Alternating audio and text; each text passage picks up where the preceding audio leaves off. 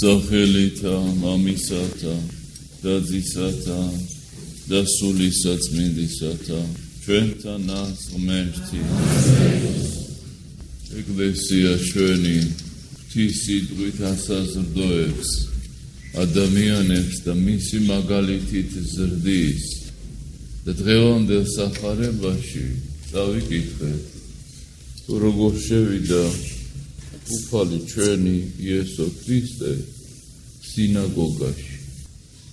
როდესაც ტაძარი დაუნგრიეს იუდევლებს და აღარ ჰქონდათ სადაც ღმერთს განადიდებდნენ, ღვთის სიტყვას მოისმენდნენ, სხვებს შეწირავდნენ უზენაეს ღმერთს, მაშინ მათ ააშენეს სინაგოგები, გამოსავალი ნახეს, რომ სადღაცა ღვთის სიტყვა მოესმინათ. დღეს ამბიონებიდან იქადაგება ღვთის სიტყვა და ჩვენი ერი საკურთხევლის წინააღ დგას, უზენაესი ღმერთის წინააღ დგას. დღეს ხალხი დგას სხვაგან, სხვა საფიქრალი, სხვა საზრუნავი აქვს. ფიქრობენ, რომ თვითონ შეცვლიან სამყაროს, თავის ცხოვრებას, ისე როგორც თვითონ ფიქრობენ, როგორია სწორი და მართალი, ისე მოაწყობენ ქვეყნიერებას და სამოთხეს შექმნიან დედამიწაზე. სამოთხე ერთხელ უკვე იყო, ის ადამიანმა დაკარგა.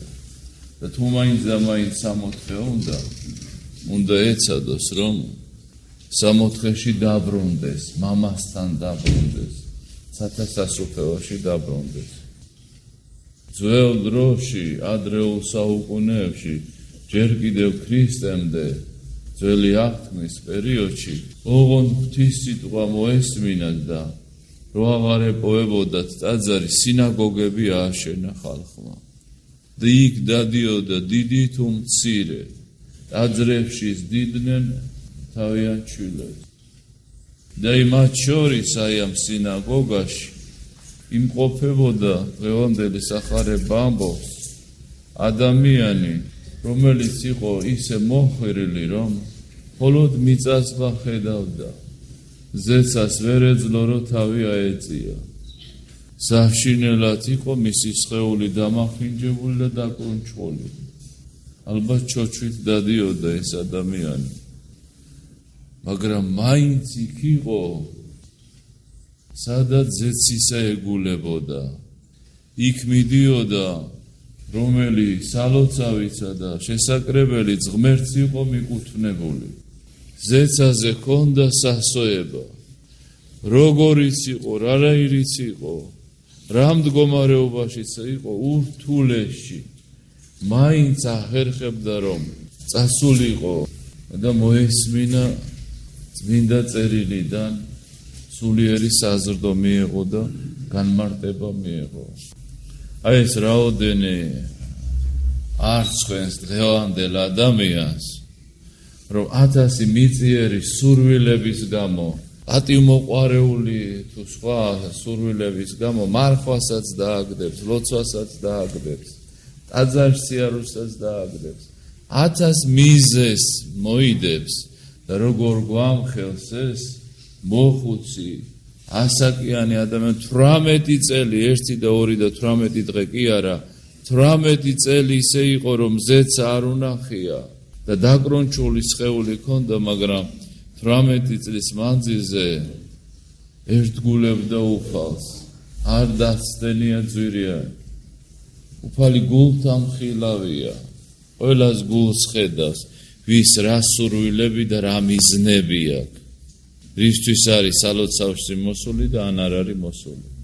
და უფალი ამის გულს ხედავდა და მისმა მოწყალე თვალებმა მისკენ გაიხედა და შეხედა და შეეწყალა ეს ადამიანი, რომელიც ალბათ მაშინაც და ეხლაც გვამხელს ეს ადამიანი, რომ კიდევ მეორდები რა მდგომარეობაში იყო, მაგრამ მაინც უფალთან იყო. და დაასხა ხელები უფალმა, თავისი კურთხეული ხელები და ისე რა დატოვა ბოროტმა. და აღემართა, გასწორდა და განიკურნა და განადიდა ღმერთი. ხშირად ადამიანს ავიწყება ღვთის დიდება. ლოცვის სამსახე სიტყვიან თხოვნითი ლოცო, მადლობითი და დიდების მეტყველებითი ლოცო. და როგორ ავიწყდება ადამიანს დიდება, უფლის დიდება როგორ ავიწყდება ადამიანს.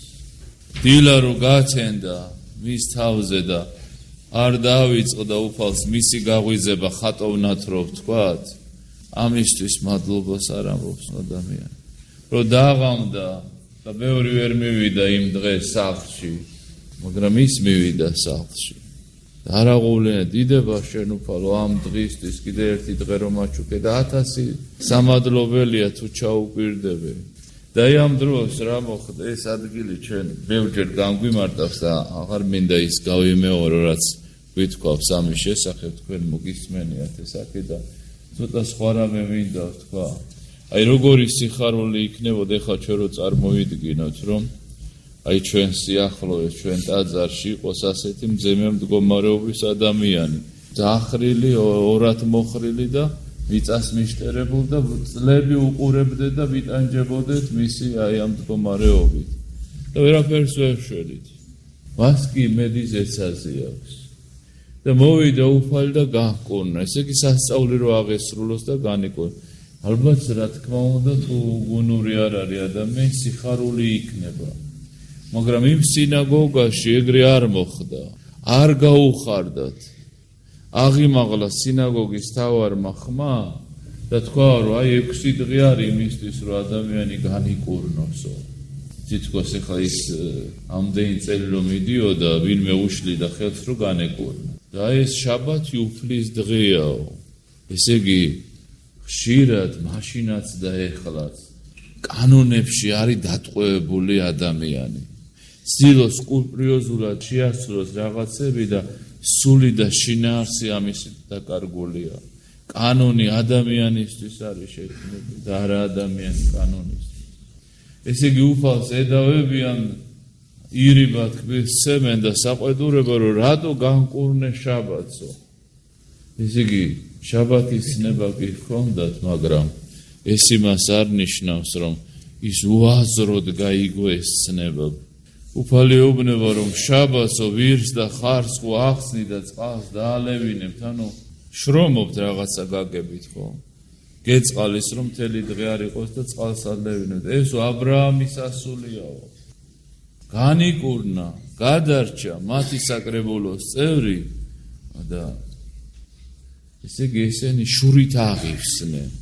აი ყველა სიკეთისადმი შეიძლება გამოავლინოს ადამიანმა შური. აი შურზე მინდა ორი სიტყვა ვთქვა. ესე იგი თვითონ ვერ შეძლო ამ თავარმა ამ განკურნება სინაგოგის თავარმა და აი ბასრობდა უფალსა და ირიბად ესე იგი საყვედურობდა ამ სიკეთისთვის. და საერთოდ შური ყველა ადამიანს აქვს. მე შურიანი არა ვარი ამბობს ადამიანი და არ სინანიებს. იცით რა ძნელიაო მამები წერენ რომ შეიცნო შენი თავი და ამ შეცნობის დროს აღმოაჩინო რომ შურიანიც ხარ. და მე ესე იგი ისეთი ამპარტავანი ადამიანი რომ ეს სირცხვილება რომ ეს აღიაროს. არა და რამდენჯერ ადამიანს ქონია ეს შური. პირველი მითქვამს თქვენთვის რომ და ბიბლია წაგიკითხავს რომ შურის გამო მოხდა კაენისაგან აბელის მოკვდინება უფალო შეგვიწყალო. იოსები ძმებმა შურის გამო გაყიდეს. იმიტომ რომ მასზე ღვთის ხელი იგრძნობოდა. რაღაც საოცარი ხილვები ჰქონდა. ეუბნებოდა რომ ხილვა ვნახე მზე მთვარე და 11 ვარსკვლავით აყვანებს სცემდაო. იქნება ეს ასრულებულიყო შეშინდნენ და შურის გამო გაყიდეს ეგვიპტეში საკუთარი ძმა. შური როგორ არის იცი აი რკინას რო ჭამს ჟანგიო მამები ამბობენ ისე ჭამს შური ადამიანს. ყოველივე ბოროტების საწყისია. შური რო არ იყოს დედამიწაზე სიყვარული იქნებოდა. სიკეთე იქნებოდა. და მხოლოდ სიყვარულითა და მთავრდაბლობით განიკურნება ესა და ღმერთმა გვაპატიოს ყოველივე შური და ყოველივე ცუდი რაც ჩვენ გქონია. მაცხოვარი ჩურის გამო აცვეს ჯვარს, ბრმებს კურნავდა, კელობლებს, კეთროვნებს. მათი სახელი იმცრობოდა და უფალი გამდიდდებოდა და ეს ვერ მოითმინეს. თვით უფალიც კი ჯვარზე აცვეს შურის გამო. შური ძალიან დიდი ბოროტებაა, უფალო დაგვიფარე ამნებისაგან. აი, ძაღლსა და ლომს ათვენიერებენ, როცა მათზე ზრუნავენ, აჭმევენ, ასმევენ, რაღაცა ზრუნვას იჩენენ და ისიც უკუღმა აქეთ პასუხობს მერე მას სიკეთით, ვინც მასზე ზრუნავს. ხეციც კი თვინიერდება შურიან ადამიანს, რამდენი სიკეთეც არ უნდა გაუკეთო, მაინც ბოროტად რჩება. აი ესეთი დიდი ბოროტება შურიანობა. საულ მეფე მადლი დაკარგა პირველმა მეფემ ისრაელის ერისა ბენიამინის ტომიდან წარმომდგარმა და დავით მეფე ფსალმონს უგალობდა მადლდაკარგულ მეფეს, რომელსაც როცა მადლი განეშორა ბოროტი სული ეკვეთა და სტანჯავდა და მისი ფსალმუნების კითხვის დროს ბოროტი განშორდებოდა. მაგრამ რო დაინახა რომ უფალმა ის მასზე მეტად აღამაღლა, შურით აღივსო და რამდენჯერ ესე იგი ინაღამ მოკლა უფლის ხე მაიხსნა დავითი დიდება უფალს. აი შურიანი ადამიანი ესე ამბობენ ძერას გავსო, მინდვრებს გადაიფრენ სათა სყავილიან სურნელიანს, მაგრამ მაინც ძორთან მივა. ბუზიც ესია, მაინც სიმყრალესთან მივა. აი ესეთია შურიანი. ცუდის დანახვა უნდა. შურს ხვის სიკეთისა და მხოლოდ ცუდს ხედავს. მის სიკეთეს არ ხედავს. აი ამ სამსახარებაში ჩანს როგორ შეშურდა უფლისა და სიხარული კი არ მივიდა მათ გულში რომ ვიღაცა გადარჩა და განიკურნა. შეშურდა უფლისა. და მე მახსენდება ისტორიიდან აი ამ შურზე შალვა ახალციხელი. შურის გამო გაიწირა მისი ძმა. იქ დაეცა ბრძოლაში და ესე იგი თვითონ შეიპყრეს და მე აწამეს და იცით თქვენ რომ იოანე მხარგრძელი ბრძოლაში გამოცდილი ადამიანი იყო და შეშურდა შალვა ახალციხელის ახოვნებისა და არ მიაშველა ჯარი და მე იცით რომ აი იმარჯვა ჯალალედინმა და თბილისში 100,000 ადამიანი მოკლა. აი შურმა დაუდო სათავე რომ იშველებოდა იქნებ ასე არ დამთავრებულიყო ომის მედი. შურია ყველა ბოროტების სათავე და ამას ხშირად ადამიანი ვერც ამჩნევს. აი თავი საკუთარ თავსაც ვერ უთყდება რომ შურიანია. არადა ამით თუ იცხოვრა ადამიანი დაიტანჯება, გაბოროტდება. აი როგორც იქედნეს გველი სახეობა დედის წიაღს გამოჭამს და ისე იბადება. აი ესე ემართება ადამიანს, საკუთარ თავს ამოიჭამს, მაგრამ სხვასაც დატანჯავს თავის შურის გამო. უფალო შეგვიწყალე და უფალო გაპატიე. და ამიტომ ჩვენ უნდა ვიფიქროთ, უნდა ჩავიხედოთ საკუთარ თავში. აი სახარება ესე ჰაიჰარალოდ კი არ იკითხება. ჟამით ჟამ, წლითი წლად გვაჩვენებს. ეს არის ჩვენი სახე, ეს ჩვენზია, სუყველაზია. რო კითხულობი, ეს შენზია, შენ გეუბნება უფალი, შენ გასწავლის უფალი, შენ მოგიწოდებს უფალი სიკეთისკენ და მერთმა სიკეთის გზაზე გვატაროს სულ. არ შემიძლია რომ არ თქვა, დღეს არის დიდი მღვდელმთავრის კლიმენტი რომის ეკლესიის წინამძღვრის, ასე იგი რომის პაპის ხსენება. იცით, რომის ეკლესია მე-11 საუკუნემდე მართლმადიდებლური ეკლესია იყო, პენტარქიაში შედიოდა ხუთეულში. და მე-11 საუკუნეში ამ პარტავნებამ ზლია და ასე იგი დოგმატური დარღვევები ერთია, მაგრამ ამაზე მეტად მნიშვნელოვნად ისინი მიიჩნევდნენ პაპის პრიმატს. პაპი უნდა იყოფილიყო პირველი და მას დამორჩილებოდა დანარჩენი ეკლესია. არადა უფალმა თანასწორობა უქადაგა და ძმობა უქადაგა და ვინც ყველაზე დიდია, ყველა სახური იყოსო ეს თქვა.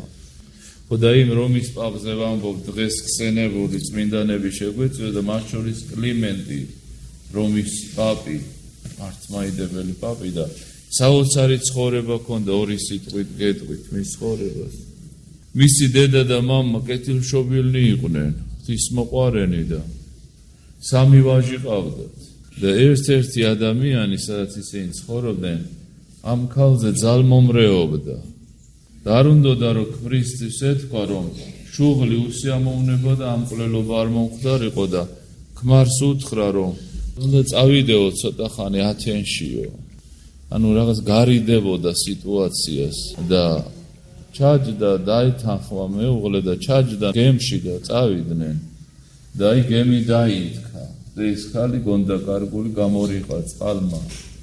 და თქმა უნდა ესე იგი ფიქრობდა რომ მისი შვილები დაიღუპნენ. არ და შვილები მეკობრეებმა გადაარჩიეს და მერე მონად გაყიდეს. და საოცარი ის იყო რომ შემდეგ ეს ვინც იყიდა მონად ზდიდა ღვთისმოშიშება, ღვთისმოყვარეობა ზდიდა და პირველი საუკუნეებია. და ის საოცარი ისტორია აქვს აი კლიმენტი რომის პაპს. თვითონ მამასთან დარჩა. მისი ძმები დედასთან ერთად დაიღუპნენ, ესე გამოჩნდა და ამ დროს გადარჩნენ და დედა ცალკე იყო, შვილები ცალკე და ეს შვილები მოციქულ პეტრეს დაემოწაფნენ.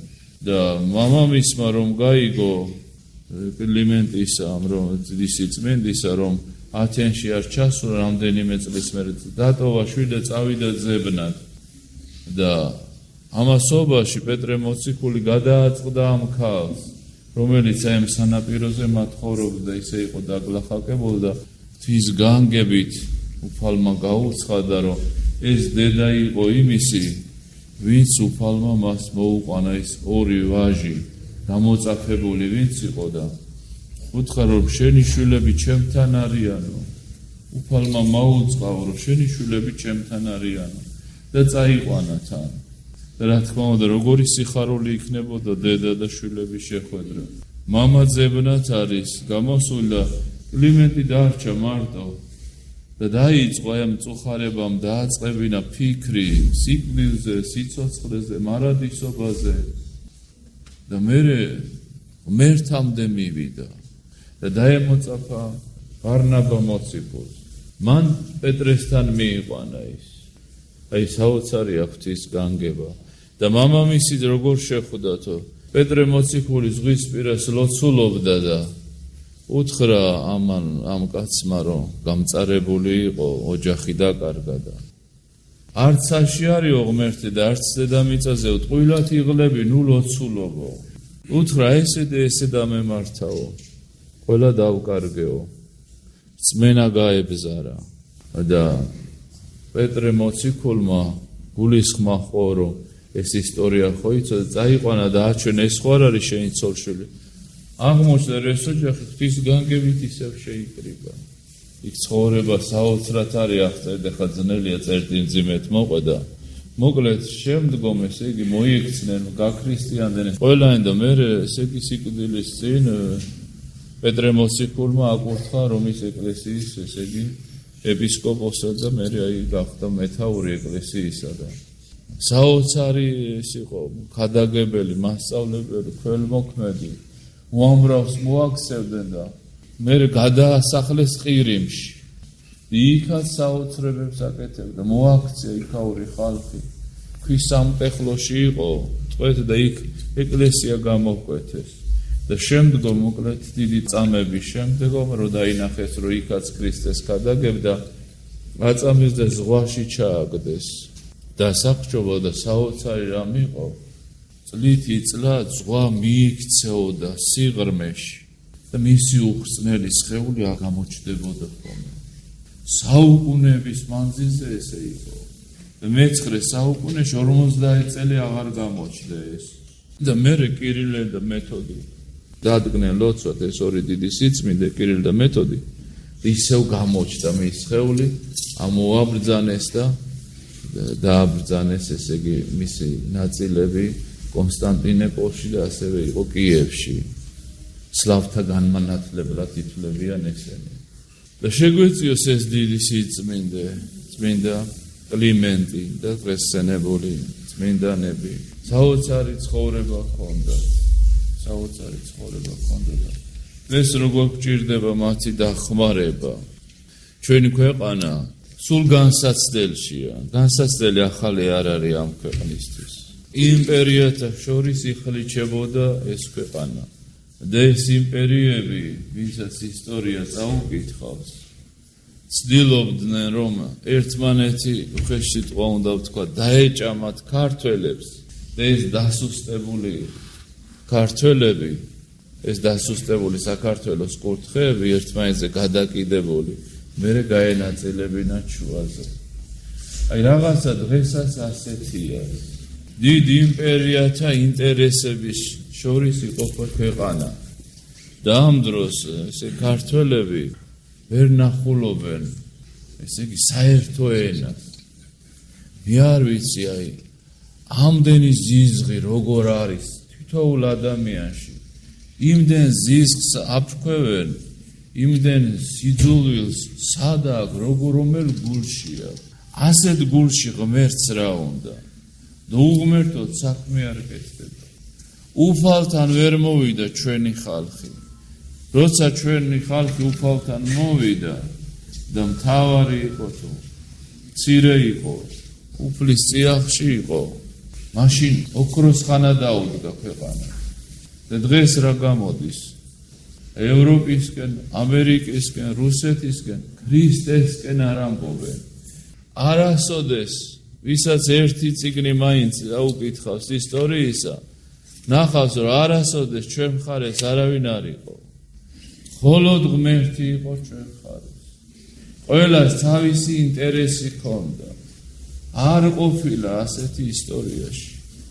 აი, უახლოესი ისტორია მაინც რო წაიკითხოს ადამიანმა.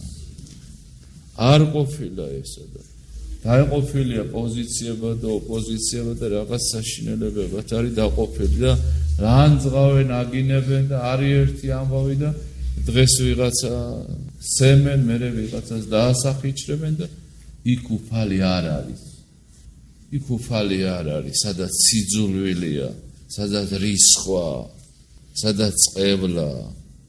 ისინი, რომელი მხარესაც არ უნდა იყო, თუ უფალთან არ იქნებიან, სიკეთეს ვერ მოუტანენ ქვეყანას. სიკეთეს ღმერთი იძლევა. ზიზღით ვერ მოიტან სიკეთეს, ზიზღით ვერ მოიტან. მშვიდობა არ არის ჩვენ ქვეყანა, აშლილია ჩვენი ქვეყანა.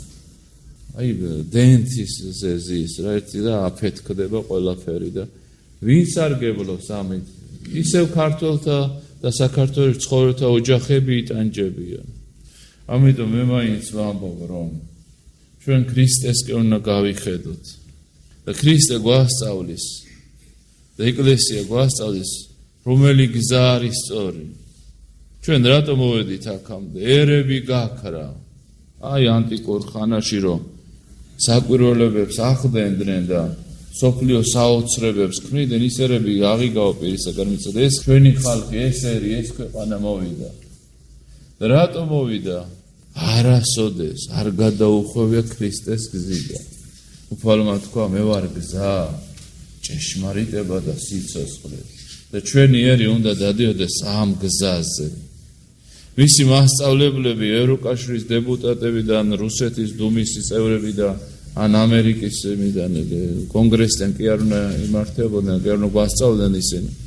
ქრისტეს სახარებიდან უნდა ხელმძღვანელობდეს ჩვენი ერი. მაგრამ დღეს ეს საცილოთ აქვთ მიჩნეული. არასერიოზულობად მიაჩნიათ ეს. და რა მოიგე, რამდენი წელია მოდიხარ, მოსტირი ხარ ამ წელსობე და ამ ქვეყანაში არ ჩამოდგა მშვიდობა. გადავიხედოთ ისტორიაში. სულ უბედურება ქონდა, მხოლოდ მაშინ იყო სიმშვიდე, როცა ჩვენი მეფენი, ჩვენი მთავარნი და ჩვენი ერი იყო უფალთან. დავით აღმაშენებელთან მოყოლებული თამარ მეფის ჩათვლით. თუ უფალთან იყვნენ, მაშინ შეძლეს ეს. ამიტომ სახარებისეულად არ ცხოვრობენ. ყველა ვინც არის უნდა ქრისტიანი და საქრისტიანო ცხოვრობს და ეს ქვეყანა ღვთისმშობლის ერია და წილხვედრია, მისი ოპოზიციას და პოზიციას და ერიც უნდა ეზიარებოდეს, აღსარებელი იყოს, მოძღვარი უნდა ყავდეს, მოძღვარმა ქრისტეს სწავლებით უნდა დამოძღვროს. და დღეს რა არის? ერთმანეთს აცემენ, აგინებენ, ქვებს ისვრიან, ბარბაროსებამდე 21 საუკუნეში აყრიან ფილაქნებს და ისვრიან. ეხლა ისინიც რომ ბამბას არ ესვრიან, ეს ხო ცნობილია რა გამოვიდა.